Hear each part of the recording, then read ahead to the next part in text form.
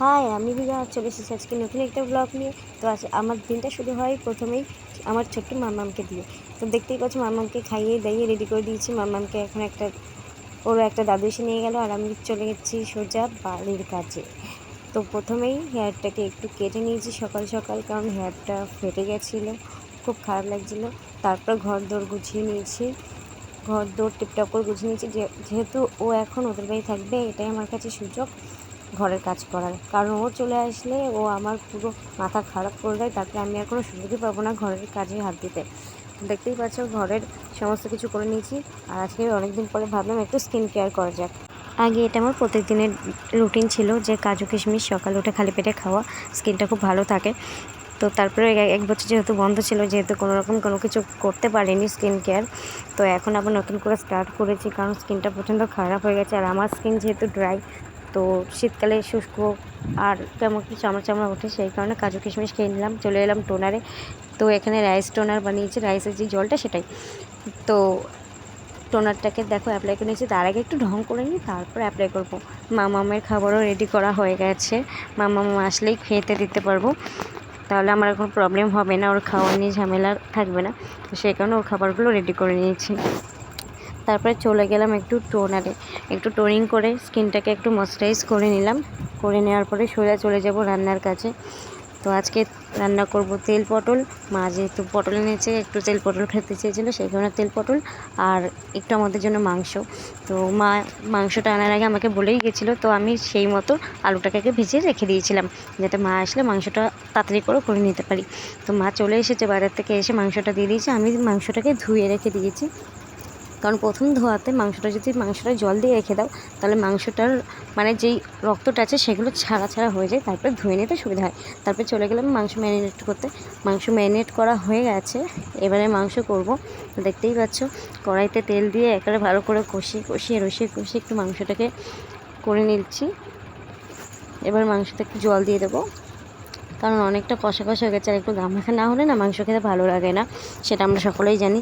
তো সকালে আগে খাওয়া দাওয়া করে নিই। সকালে খাওয়া দাওয়াটা হয়ে গেছে, এই রান্না করতে খেয়ে নিলাম সকালের খাবারটা, কারণ না হলে হয় না। এখনও মামাম ওদের বাড়িতেই রয়েছে, যে দাদুটা নিয়ে গেছিলো তাদের বাড়িতেই রয়েছে, সেই কারণে আমি কাজ করতে পারছি। ও আসলে আমার প্রচণ্ড প্রবলেম হয়ে যাবে, ওই জন্য সকাল রান্নাবান্নাগুলো করে নিই, যাতে ও আসলে ওকে খাওয়াতে বা ওকে স্নান করতে আমার কোনো প্রবলেম না হয়। কারণ ও সারাদিন ঘুমোয় না, ও সেই রাত্রিবেলা ছাড়া ও ঘুমোবেই না, এরকম একটা ব্যাপার আছে ওর।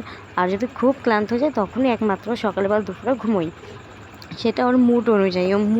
ওর মুড কখন চেঞ্জ হয় সেটা কেউ বলতে পারবে না, ওর মুড অনুযায়ী ও চলে। তো আমার মাংস রান্না করে খাওয়া দাওয়া করে চলে গেলাম আমরা ঘুমো করতে। তো মামামের মাসিকে ঘুমোতেই দেবে না, মামামের মাসির সাথে মামাম খেলা করছে। মাসিকে বলছে ওঠো, আমি তোমাকে ঘুমোতে দেবো না, আমার সাথে খেলা করো। তো আজকে ভাবলাম একটু ঘুরে আসা যাক। তো যেমন ভাবা তেমনই কাজ। চলে গেলাম সকাল মানে বিকেলবেলা, সকাল বলে ফেলেছি, সরি। তো বিকেলবেলা চলে গেলাম আমরা একটু হনুমান মন্দির দর্শন করতে। আর এই মন্দিরটা হচ্ছে বেলকান্দা, মানে রেলিংগড়ের দিকে। তো ওখানে আমার মাসি বাড়ি আছে, মেজো মাসি বাড়ি। তো সেখানে একটা খুব সুন্দর হনুমান মন্দির আছে। তো সবাই মিলে মানে সব বন্ধুরা মিলে প্ল্যান করেছিলাম হনুমান মন্দিরে যাব। তো সেটা হয়ে ওঠেনি এতদিন ধরে। তো আজকে ভাবলাম চলো সবাই মিলে যাওয়া যাক। যেমন ভাবা তেমন কাজ, চলে গেছি হনুমান মন্দিরে। আর মন্দিরের যে এটা স্ট্রাকচারটা বা মন্দিরের দর্শন, ঠাকুরের দর্শন করে খুব ভালো লাগলো, প্রচণ্ড মনোরম দৃশ্য।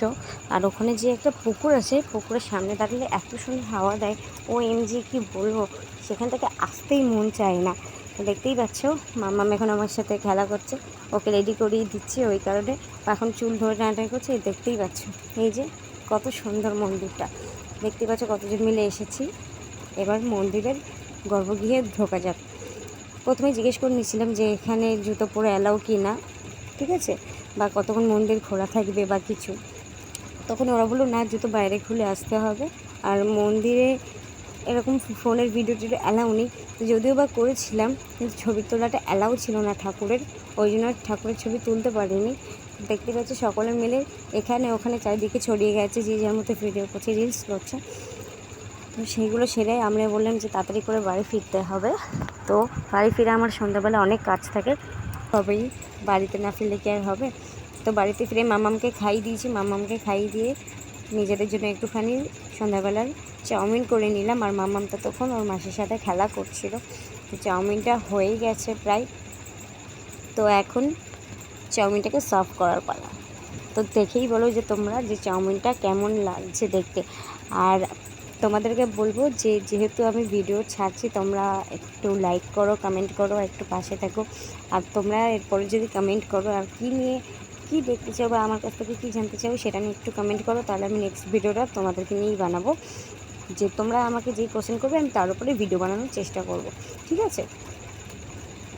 এদিকে মামা মাসির সাথে খেলছে, আমি ভাবলাম একটু ফেস প্যাক মেখে নিই।